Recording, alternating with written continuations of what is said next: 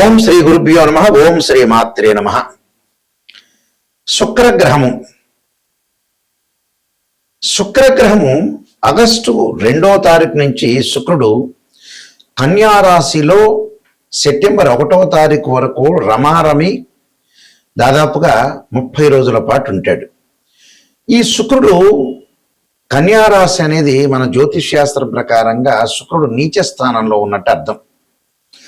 శుక్రుడికి సహజంగా వృషభము తులారాశులు స్వక్షేత్రాలైతే, అలానే ఉచ్చ స్థానం అనేది మీనరాశి, దానికి సప్తమంలో ఆపోజిట్లో ఉన్నది నీచ రాశి అని అర్థం. అంటే నీచ స్థానం కన్యారాశిలో నీచ స్థానంలో శుక్రుడు ఉన్నట్టు. ఈ శుక్రుడు వివాహానికి సంబంధించిన కారకుడు. సుఖాన్ని, భోగాన్ని, సౌఖ్యాన్ని, లగ్జరీని, వాహనాన్ని, బంగారు నగల్ని, దుస్తుల్ని, కాస్మెటిక్స్ కానీ, అందంగా ఉండటం కానీ, బ్యూటీగా ఉండటం కానీ, క్యూట్గా ఉండటం కానీ, వీటన్నిటి కూడా కారణమయ్యేవాడు ప్లానెట్ ఏంటంటే వీనస్ ప్లానెట్. శుక్రగ్రహము సప్తమ భావకారకుడు అంటారు జ్యోతిష్యంలో. శుక్రగ్రహం బాగుంటేనే మ్యారేజ్ లైఫ్ అనేది అనుకూలంగా ఉంటుందని, కొంతవరకు ఒక 30-40% సపోర్ట్గా ఫైనాన్షియల్ పరంగా ఉండే డెవలప్మెంట్స్ కానీ, ఇలాంటి వాటిలన్నిటికీ కూడా శుక్రుడు కారణమవుతాడు. మరి ఇప్పుడు చెప్పే ఫలితాలు ఏంటంటే గోచార రీత్యా చెప్పే ఫలితాలు అంటారు. గోచార పరంగా ఎవరి రాశి దగ్గర నుంచి అయినా సరే వాళ్ళు ఎలా చూసుకోవాలి, వాళ్ళ రాశి దగ్గర నుంచి 1, 2, 4, 5, 8, 9, 11 స్థానాల్లో ఉంటే శుక్రుడు మంచి ఫలితాన్ని ఇస్తాడు.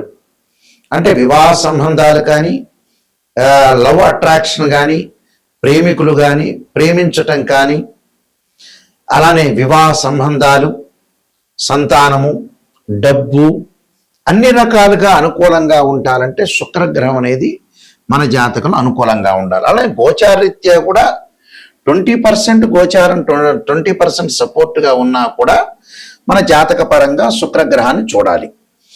అంటే ఈ గోచారం అంతా కూడా ఉద్యోగము, వ్యాపారము, సంతానము, డబ్బు, ఈ నెల రోజుల పాటు ఎలాంటి నిర్ణయాలు తీసుకోవాలి, ఎలాంటి విషయాలు తీసుకోవాలి, ఎలాంటి మనం ఖచ్చితమైన నిర్ణయాలు తీసుకోవాలి, ఎలాంటి తప్పుడు నిర్ణయాలు తీసుకోకూడదు అని చాలా జాగ్రత్తగా అనుసరించేదే గోచారం. నిర్ణయం అనేది కరెక్ట్గా ఉండాలి. మన 6th సెన్స్ చెప్తున్నట్టుగా నిర్ణయం అనేది కరెక్ట్గా ఉంటే లైఫ్లో మనం ఖచ్చితంగా ముందుకు వెళ్ళొచ్చు. అంటే ఈ నెల రోజుల పాటు ఎలాంటి నిర్ణయాలు, మంచి చెడుల యొక్క నిర్ణయాలు నిర్ణయించేదే గోచారం అంటారు. This is the transit system. దానికి ఎలాంటి పరిహారాలు చేసుకోవాలి, ముందుకు వెళ్ళాలి.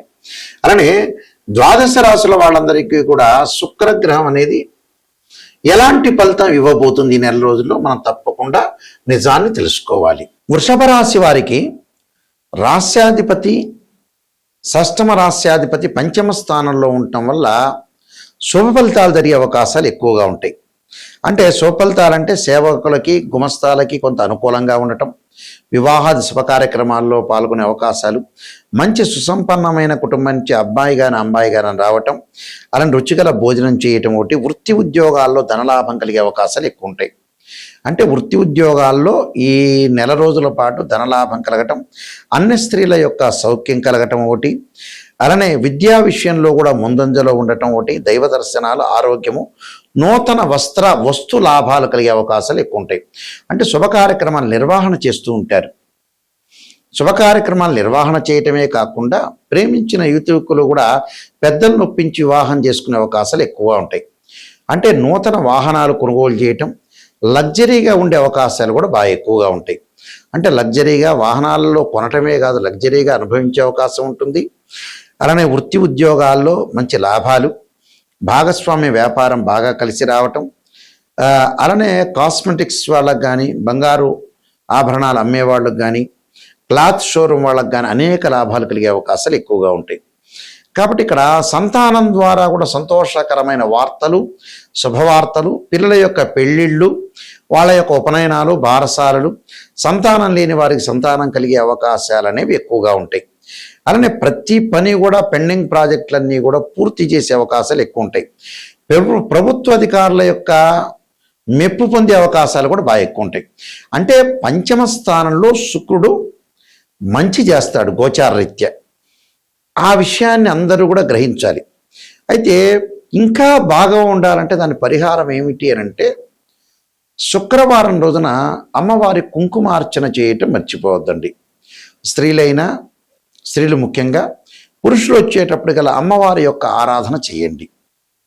శుక్రవారం రోజున చక్కగా రాజరాజేశ్వరి ఆరాధన, వీలైతే శుక్రవారం రోజున ఏదన్నా అమ్మవారి యొక్క క్షేత్రానికి వెళ్ళటం, శ్రీశైలంలో భ్రమరాంబికా పీఠం కానీ, అలానే జోగులాంబ కానీ, అలానే పిఠాపురంలో ఉండే పురోహితిగా అమ్మవారు కానీ, శ్రీశైలానికి వెళితే ఇక శివపార్వతుల యొక్క దర్శనం అనేది చక్కగా జరుగుతుంది. అందువల్ల శ్రీశైల క్షేత్రానికి వెళ్ళండి. అలానే అమ్మవారి యొక్క అనుగ్రహానికి ఆ రోజున చక్కగా వీలైతే బొబ్బర్లు, ఎల్లో క్లాత్ వస్త్రము మరి బ్రాహ్మణులకు దానం చేయండి. దానం చేయటం వల్ల ఏంటంటే వివాహం అనేది తొందరగా జరిగే అవకాశం ఉంటుంది. ఆ రోజు చక్కగా కన్యాపాస్పతాశ్రుద్రాభిషేకం అబ్బాయిలు, అమ్మాయిలు వచ్చేటప్పటికి వరపాస్పతాశ్రుద్రాభిషేకం, అఘోర గౌరీ పాస్పతాశ్రుద్రాభిషేకం చేయటం వల్ల వివాహం అనేది మంచి జరుగుతుంది. అలానే శుక్రుడి యొక్క జపం చేయటం వల్ల కూడా ధనం కలిసి వచ్చే అవకాశం ఖచ్చితంగా ఉంటుంది. ఈ శుక్రగ్రహము మనకి కళత్రకారకుడు. చాలామంది కూడా వివాహానికి ఏం చూస్తుంటారంటే కుజదోషాన్ని చూస్తుంటారు. నిజంగా ఏమిటంటే కుజదోషం కాదు.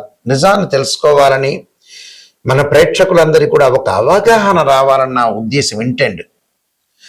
వీనస్ ప్లానెట్ ఏంటంటే సప్తమ భావ కారకుడు, అంటే 7th లార్డ్కి సంబంధించిన కారకుడు శుక్రుడు. శుక్రగ్రహం అనేది అనుకూలంగా ఉంటేనే మనకు మ్యారేజ్ లైఫ్ అనేది కరెక్ట్గా ఉండటం, మ్యూచువల్ అండర్స్టాండింగు, డిస్ప్యూట్స్ లేకుండా ఉండటం, వైఫ్ అండ్ హస్బెండ్ రిలేషన్లో చాలా అనుకూలంగా ఒక పాజిటివ్ ఉండాల్సిన అవసరం ఉంటున్న గ్రహం ఏంటంటే శుక్రుడు. శుక్రుడు ఎప్పుడూ కూడా జన్మజాతకం వేరు, బర్త్ చార్ట్ వేరు, గోచారం వేరు. గోచారంలో ఉండే కండిషన్స్ వేరుగా ఉంటాయి చూడటంలో, రిజల్ట్స్ చూడటంలో. బర్త్ చార్ట్కి సంబంధించిన రిజల్ట్ వేరుగా ఉంటాయి. కన్ఫ్యూజ్ పడద్దండి. గోచార పరంగా మీరు ఎలా చూసుకోవాలనేది నేను మొట్టమొదటి చెప్పా. ఇప్పుడు బర్త్ చార్ట్ అంటే నాటల్ చార్ట్లో నేను చెబుతున్నాను. ఈ నాటల్ చార్ట్లో ఏమిటి అని అంటే ఎవరి జాతకాన్నైనా మనం వివాహం అవుతుందా కాదా, వివాహపరంగా డిఫరెన్స్ ఆఫ్ ఒపీనియన్స్ ఎందుకు వస్తాయి, మ్యూచువల్ అండర్స్టాండింగ్ అనేది లేకపోవటం ఏంటి, పెళ్లి అనేది ఎందుకు ఆలస్యం అవుతుంది, ఆలస్యం తర్వాత కూడా విడాకులు ఎందుకు జరుగుతాయి, వివాహం జరగకపోవటానికి కారణం ఏంటి అంటే పేరెంట్స్ అందరూ కూడా గుర్తుపెట్టుకోవాల్సింది ఏంటంటే చాలామంది కూడా 40 ఏళ్ల వరకు 50 ఏళ్ల వరకు పిల్లల యొక్క పెళ్ళిళ్ళు చేయకుండా డబ్బులు ఏదో ఖర్చు అవుతున్నాయని మ్యారేజ్ బ్యూరోలో కానీ ఆస్ట్రాలజర్ని అప్రోచ్ కాకుండా ఇలాంటివన్నీ చేస్తుంటారు. డబ్బులు ఖర్చు అయ్యే అవకాశం అందరికీ ఉంటుంది. ఒకవేళ వాడు ఏమన్నా మ్యారేజ్ బ్యూరోలో ఖర్చు పెట్టలేదా, ఆస్ట్రాలజర్ని కరెక్ట్ అప్రోచ్ కాలేదా, ఏమైనా ఆస్ట్రాలజర్ ఎక్కువ అడుగుతున్నాడా అనే ఉద్దేశంతో కూడా కొంతమంది ఆపుకుంటారు. ఇక్కడ జీవితంలో మనం ఎంత సంపాదించినా పిల్లల యొక్క పెళ్ళిళ్ళు కాకపోతే మనం సంపాదించిన డబ్బు వృధా అని అర్థం. అంటే దానికి అర్థము పరమార్థం లేనట్టు అర్థం. డిలే చేయకూడదు. వాళ్ళు ప్రేమ పెళ్ళిళ్ళైనా మామూలు పెద్దలు వదిలించిన పెళ్ళిళ్ళైనా పెళ్ళి అనేది చాలా ఇంపార్టెంట్. అంటే తల్లిదండ్రులు సంపాదించిన డబ్బు ఎందుకు ఎవరు అనుభవించాలి అంటే పిల్లలే అనుభవించాలి. పిల్లలకి మళ్ళీ పిల్లలు లేకపోతే మనం డబ్బు సంపాదించినా కష్టపడినా వేస్ట్. అంటే ఏ కృష్ణా నదిలోనో గోదావరి నదిలోనో మూసీ నదిలో వేయటం మంచిది. అంటే పిల్లలు బాగుంటేనే పేరెంట్స్ బాగుంటారు. దానికి కారణం ఏంటి? శుక్రగ్రహం. శుక్రుడు బ్రహ్మాండంగా పిల్లల జాతకంలో బాగున్నట్టే వెల్ అండ్ గుడ్, మ్యారేజ్ అయిపోతుంది, వాళ్ళకి మళ్ళీ మనవాళ్ళు, మీకు మనవాళ్ళు పుడతారు, అలానే పిల్లలు, వాళ్ళ కొడుకులు, అలాగా కంటిన్యూటీ ప్రాసెస్ అనేది ఒకటి ఉంటుంది. శుక్రుడు ఎప్పుడూ కూడా జన్మలగ్నం నుంచి అనుసరించి 6, 8, 12 స్థానాల్లో ఉండకూడదు. Formula number 1. ఫార్ములా నెంబర్ 2, శుక్రుడు అశ్విని మఖ మూలా నక్షత్రాల్లో ఉండకూడదు, ఆరుద్ర స్వాతి శతభిష నక్షత్రంలో ఉండకూడదు, అలానే మృగశిర చిత్త ధనిష్ట నక్షత్రంలో ఉండకూడదు, అలానే పుష్యమి అనురాధ ఉత్తరాభాద్ర నక్షత్రంలో ఉండకూడదు. ఇది ఫార్ములా నెంబర్ 2. ఫార్ములా నెంబర్ 3 ఏమిటంటే శుక్రుడు పాపగ్రహాలతో కంజంక్షన్ కాకూడదు. శుక్రుడు రాహుతో కానీ, కేతువుతో కానీ, శనితో కానీ, కుజుడితో కానీ కంజంక్షన్ కాకుండా ఉండటం మంచిది. ఇది ఫార్ములా నెంబర్ 3. 4 ఏంటి అంటే శుక్రుడు రవితోటి కంజంక్షన్ కాకుండా 6, 8, 12 స్థానాల్లో ఉండకూడదు. ఇది ఫార్ములా నెంబర్ 5. అయితే ఏదైతే ఇక్కడ జాతకంలో శుక్రుడు 6, 8, 12 స్థానాల్లో ఉండకూడదు, పాపగ్రహాలతో కలిసి ఉండకూడదు, అలానే కేవలం D1 చార్ట్లోనే కాదు, రాశిచక్రంలో కాదు, నవాంశంలో కూడా ఇలాంటివి వర్తిస్తాయి. అంటే ఒక వివాహం అవుతుందా కాదా అని తేల్చుకోవటానికి రాశిచక్రము, నవాంశము, భావచక్రము, దశలు, అంతర్దశలు అనాలిసిస్ చేయాలి. కేవలం రాశిచక్రమే కాదు, అంటే నవాంశంలో కూడా వైవాహిక జీవితాన్ని రిప్రజెంట్ చేసేది ఏంటంటే D9 చార్ట్.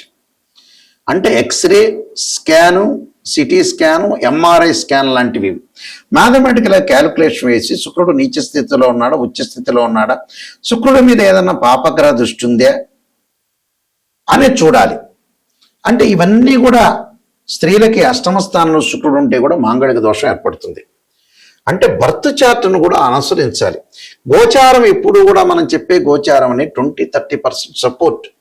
అంటే ఈ నెలలో ఎలాంటి నిర్ణయాలు తీసుకోవాలి, భార్యాభర్తల యొక్క సమస్యలు, వివాహాలు, ఉద్యోగ ప్రయత్నాలు, సంతానం, ఇలాంటివి ఎలాంటి జాగ్రత్తలను అనుసరించాలని జాగ్రత్తగా జీవితాన్ని ముందుకెళ్ళాలి. మనం ఇక్కడెక్కడా కూడా పర్మనెంట్గా బతికేది లేదు. మనం ఎవ్వరూ శాశ్వతం కాదు, జస్ట్ కొన్నాళ్ళు ముందు వెనక.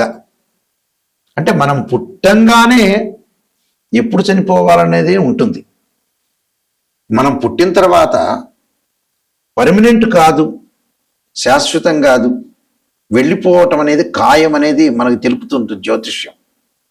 ఎవ్వరూ శాశ్వతం కాదు. పుట్టంగానే ఒక డేట్ ఫిక్స్ అయి ఉంటుంది, కానీ ఆ డేట్ అనేది కరెక్ట్గా ఆస్ట్రాలజీ పరంగానే తెలుస్తుంది. మనం ఈ మధ్యలో చేసే ప్రక్రియలు, పిల్లల యొక్క పెళ్ళిళ్ళు చాలా ఇంపార్టెంట్ తీసుకోవాలి. ఈ మధ్యకాలంలో చాలామంది నెగ్లెక్ట్ చేస్తున్నారు పిల్లల విషయంలో.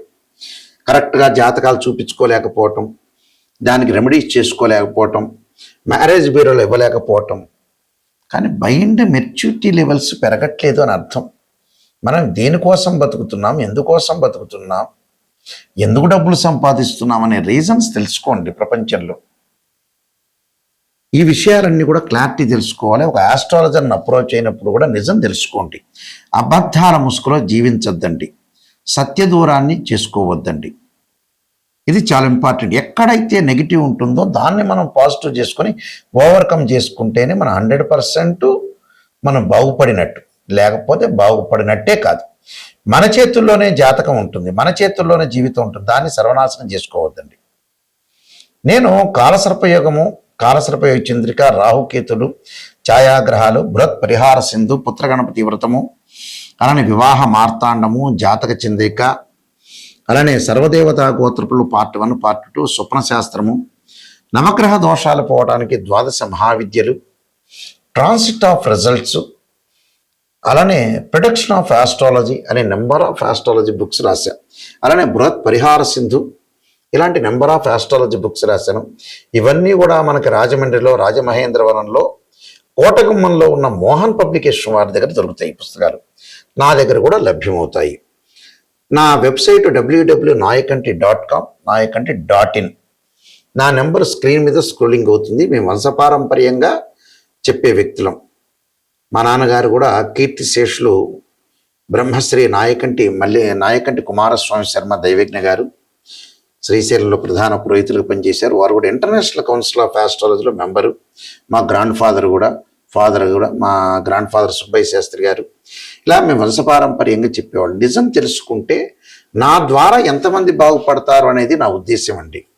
దీనిలో నా ద్వారా బాగుపడితేనే నాకు చాలా మంచిది, నేను వీళ్ళకి మెయిల్ చేయగలిగా అనే పాయింట్ నేను ఆలోచన చేస్తాను. తప్పకుండా నిజాన్ని తెలుసుకునే వాళ్ళు, నిజం తెలుసుకోవాలి. నాయకంటి మల్లికార్జున శర్మ గారి ద్వారా బాగుపడాలి. వాళ్ళు వంశపారంపర్యంగా చెప్పే వ్యక్తులు.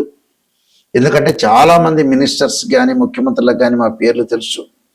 ఆల్రెడీ వాళ్ళ యొక్క వివాహాలకు సంబంధించినవన్నీ కూడా మా నాన్నగారు చేశారు. అందువల్ల మీరు క్లారిటీగా తెలుసుకొని, నిజాన్ని తెలుసుకొని ముందుకెళ్ళండి. స్క్రీన్ మీద స్క్రోలింగ్ అవుతున్న నెంబర్ ఉంది, ఆ నెంబర్కి నా నెంబర్ దగ్గరికే వస్తుంది. అలానే మీ అందరికీ కూడా శ్రీ పరమేశ్వరి యొక్క దేవత కరుణాకటాక్షం ఉండాలని ఆశిస్తూ సర్వే జన సుఖినో భవంతు.